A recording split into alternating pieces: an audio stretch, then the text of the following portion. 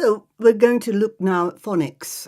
It's one way of looking at how we are going to enable children to be able to read and then hopefully write from there with the knowledge that they have gained. Obviously, over the years, there have been many discussions on the right way, and the solutions have been many and diverse.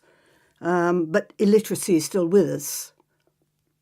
There is no one route to literacy. Otherwise, there would be no debate on this subject, but phonics is the chosen route in the UK at the beginning of the 21st century. And you will refer to the Rose Review of 2006 that is part and parcel of this week's session. Bryant and Bradley in 1985 said that in order to learn to read and to write, children need to know more than just the sounds and the symbols. They need to blend them together and blending them together to make words. They state, learning to read even the simplest sentences is bound to involve several very different skills: perception, memory, breaking words into their constituent sounds, linking spoken and written patterns, learning rules and coming to terms with the many exceptions to those rules, making linguistic inferences. These are all skills which seem to have little to do with each other, but which must come together when children begin to read. And that's Bryant and Bradley, 1985, pages 12 to 13. So, what is phonics? It's this debate that's going on, still going on, and it will forever go on. The Rose Report advocated synthetic phonics, although the key features still included aspects of analytical phonics. There is more information on this in the Verma's article that you've got in the rest of this session. So, phonics is the correspondence between sound, which is called a phoneme, and symbol, which is called a grapheme. Unfortunately, in the English language, there's a mismatch, or non-correspondence between sound and symbol, as we have, on average, 44 sounds. Some you will see that say it's 42, some people will say it's 46. But we only have 26 symbols. So this immediately highlights a difficulty. So the major non-correspondence is evidence with the vowels, but this does not mean that consonants are without problems. Consider, for example, how the C and the G change sound when followed by an E, as in lace, or cage. How K and B have no sound at all in knock and lamb. And S is covered by SC, as in science, C as in face, S as in sun, and PS as in psychic. You get the gist now? It's difficult, isn't it? Okay. So what are the 44 phonemes? Let's look at this in more detail. If we first break down the grapheme symbols between the vowels and the consonants, if you look at your alphabet, you have 21 consonants and you have 5 vowels. And we need to break down the phonemes, the sounds, between consonants and vowel sounds. And we have 24 consonant sounds and 20 vowel sounds. Can you see the mismatch? So 21 to 24 on the consonants, 5 to 20 on the vowels. So that's where we're going to have the major level of difficulty. So let's have a look. What are these sounds? Because if you're going to teach phonics, you have to be able to understand the sounds and understand the sound that they make. And those sounds have to be clean. No ers and no mer, ber, fers and kers. Really nice, clean sounds. So let's look at the 24 consonant sounds first. So we've got B as in bed, D as in dog, F as in fan, G as in gate, H as in hair, Ch as in joke, K as in kite, L as in lamb, M as in man, N as in nut, P as in pot, R as in rug, S as in sun, T as in tug, V as in van, W as in web, Y as in yak, Z as in zoo. You've noted that from some of the alphabetic letters, we've omitted some of the letters that you know. So C is not there, is it? But C is covered by the K and the S, the K and the S sound, as in cot, ace, ceiling. So we don't need C. The Q has no sound in the English language, apart from a few imported words like Iraq. We can only make a sound with Q if we add the U. And so that's why it's not given as a sound. And X doesn't have a sound on itself. It makes X. If you think about box and locks, can you see it's exactly the same sound? There's not a different sound there, so it's covered by that K and S sound, which come together. So that's why. So that's, you had 21, you've taken away 3, and we've got 18. How do you get the 24 phonemes in the consonants? These extra sounds that we have are things like the consonant digraphs. Digraphs is when two graphemes come together to make a new sound. So you have the sh, ch, they're new sounds. Also the th. Now the th is going to have two sounds. It's quite confusing because you have a voiced and an unvoiced th. So you have voiced as in the, can you hear it? And unvoiced as in thumb. So it's an unvoiced sound, so it's two sounds. And then we have this slight anomaly, this ink sound, the ng, the nk.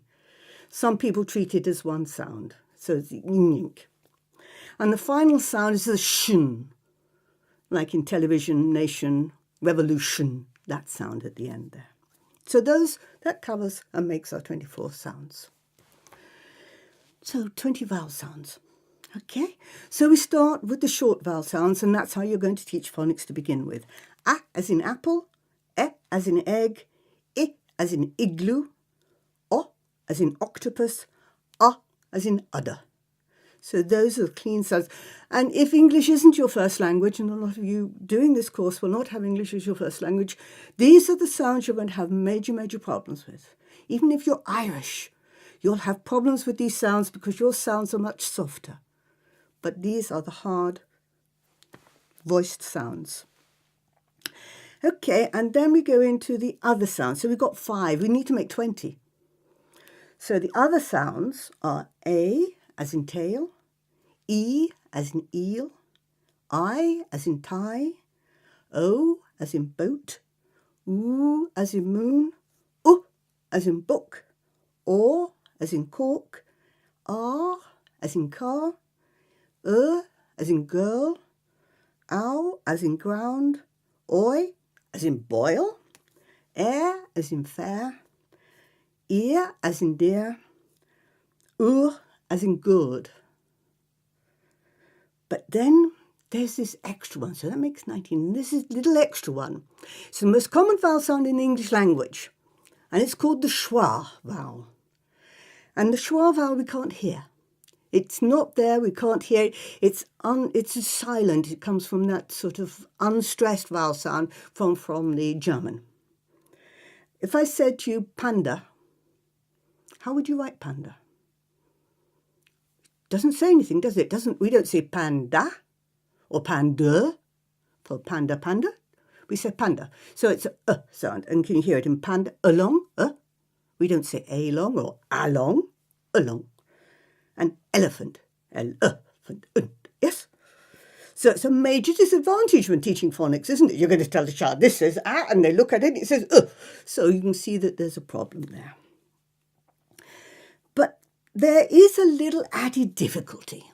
So shall we just take the A sound, that long A sound? So we can have A as in April, and it's just one letter, isn't it? But it's the long vowel sound. We can have AI as in tail. We can have AY as in tray. A with another consonant in between and the E, and we have cape or date. We have EI as in vein. We have EY as in osprey. We have EIG as in rain, the Queen reigns. and EIGH, as in wait. What common errors can you see here coming through? And those common errors will be, unless you have a context for the sound, then the child will not know how to spell it. Will they say way as in W-A-Y or W-E-I-G-H? There as T-H-E-R-E or T-H-E-I-R, depends on the context. And here, I can hear something and it's over here. Different spellings, but the same sound. So, but as they become more adept at sort of understanding their sounds and their reading becomes more obvious, they'll start understanding the orthographical, the spelling patterns of our language. But very difficult, and I'm sure some of you are still having that problems yourself today. But, it's all of us, so don't worry. So children, as we were looking at before, can encounter reading problems when words look the same as well. These are called homographs. And that has a different meaning. So if I said desert and dessert, pasty, we're looking a bit pale, pasty, super Cornish pasty, but spelt the same, so very difficult, aren't they? So the sound changes. Also in words like pole. So I have a pole with a capital P for a Polish person, and I have a pole, a bit of stick that stands in the ground. Same spelling. Calf, calf, calf, baby cow, calf, the lower part of my leg, where the words are pronounced the same but have different meanings. So once they've learnt these sounds, they need to be blended together to make words. And this is what synthetic phonics is. So you take the individual sounds and you blend them. You encode them to make a word. You've decoded the word and then you put it together again. So, for example, you have cat. Will become cat. So they say.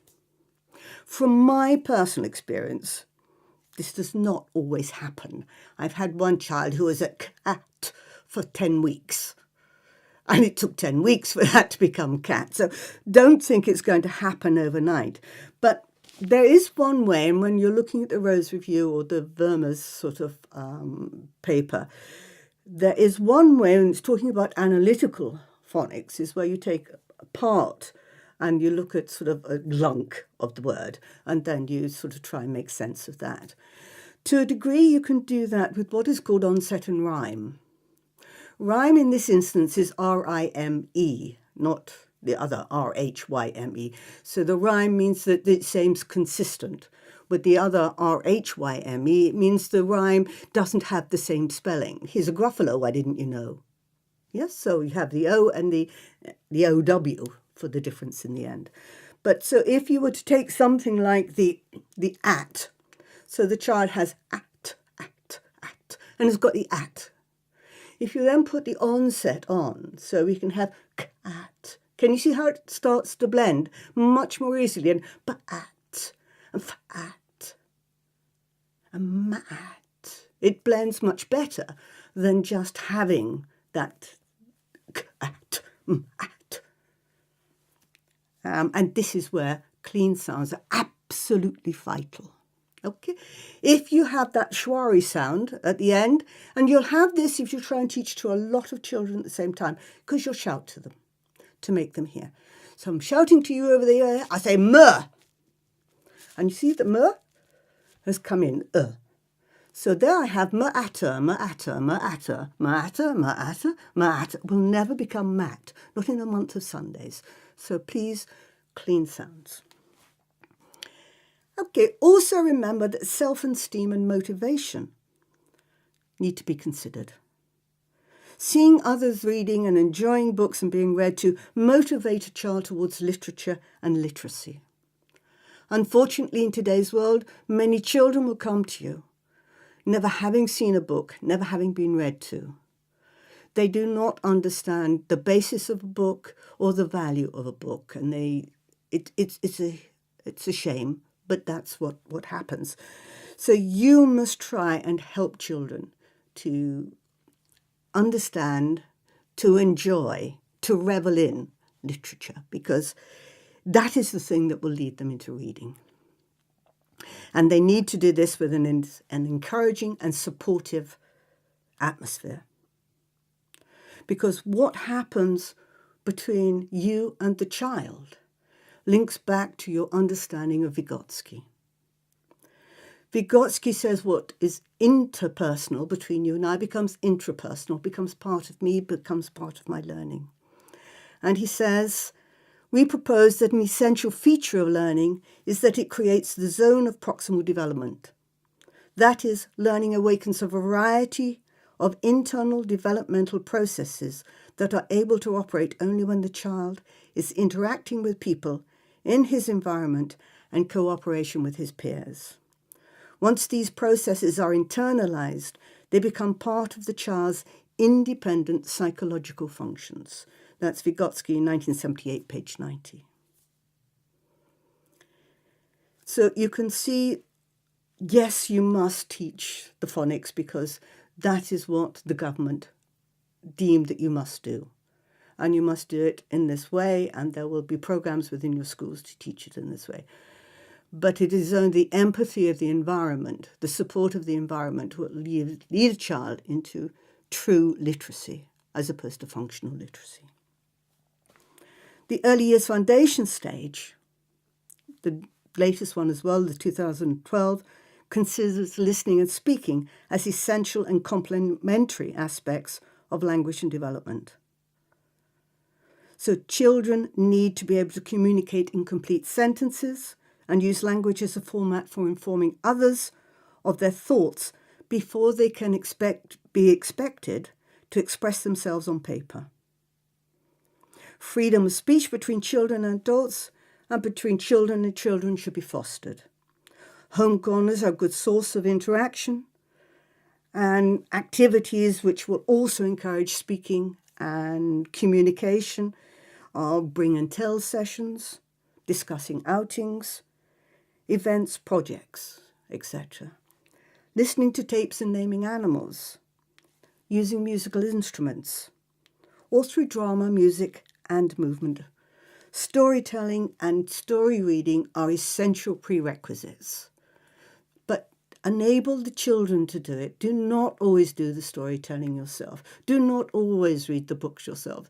Some children will become competent readers of books even though they can't read a word because it had been so imbued. If you have young children, you know from the moment you start reading a book to them, the first word they say to you is gain. Gain. Again, I want it again, I want it again, I want it again. And you sit there at bedtime for 10, 15, 20 minutes reading this same story, thinking you'll go to sleep surely, so very quickly. Otherwise, I'm going to go bananas with this book. And all parents have that awful sort of element of their lives where they think, I'd never want to see this book again. So children become competent in their ability through the illustrations to be able to tell the story. So these things are, and language games, any language games you can think of and play are going to be positive in this aspect. As adults, we must be cognizant of, we must recognize the need to listen and respond to children appropriately. Tizard and Hughes in 1984 noted that language of adults in the primary schools was often commanding and disciplinary and did not allow children to formulate and make their own response or request. Think about your own practice. How many times do you tell children what to do or you question them about what they're doing? How many times do you have a genuine conversation with children in your environments? I know I'm guilty of it. I'm sure everybody else has shown that guilt at times. But they found, Tizard and Hughes found, that the language of the home was more free-flowing, expressive, and experiential. So there we are, the teachers. We're going to teach you how to read and how to write and communicate. And I go to the home, and the home is the hub of where all this beautiful sort of free-flowing language is. But it's stilted within the nursery setting or the school setting. So be aware of this and give children time to speak and respond. And also for you as teachers to ask open questions, not closed questions. This will enable children to use and explore language more creatively than just giving one-word responses. I hope this has helped you along your route a little way.